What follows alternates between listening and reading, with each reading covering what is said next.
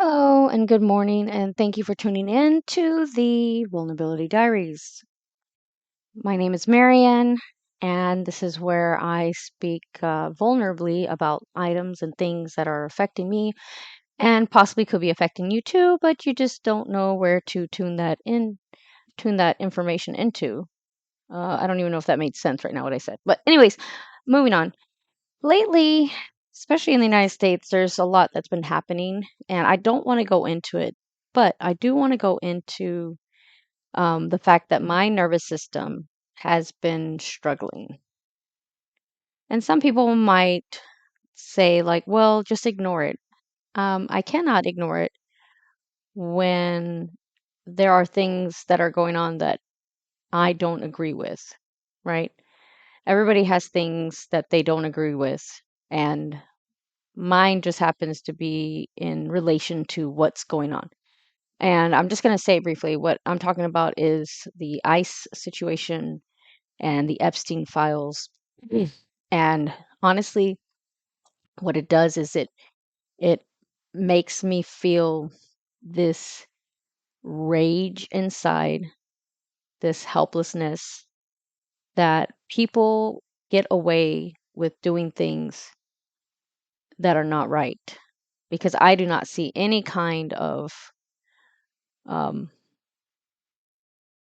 what do you call it? Like, I don't see people being punished for what they're doing.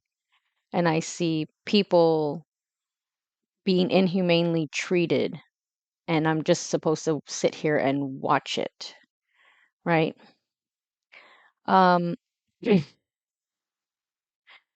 doesn't really affect my sleep because I do take melatonin.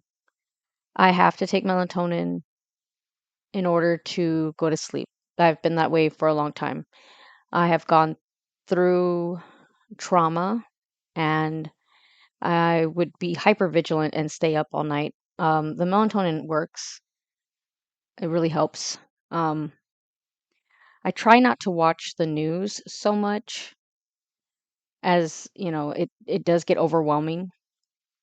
The same thing happened when in September 11 when the towers went down and there was just news after news about people trying to find their family members and everything that was going on. It was very overwhelming. I had to shut off the news. There's a part of me that has always wanted to have justification for things to like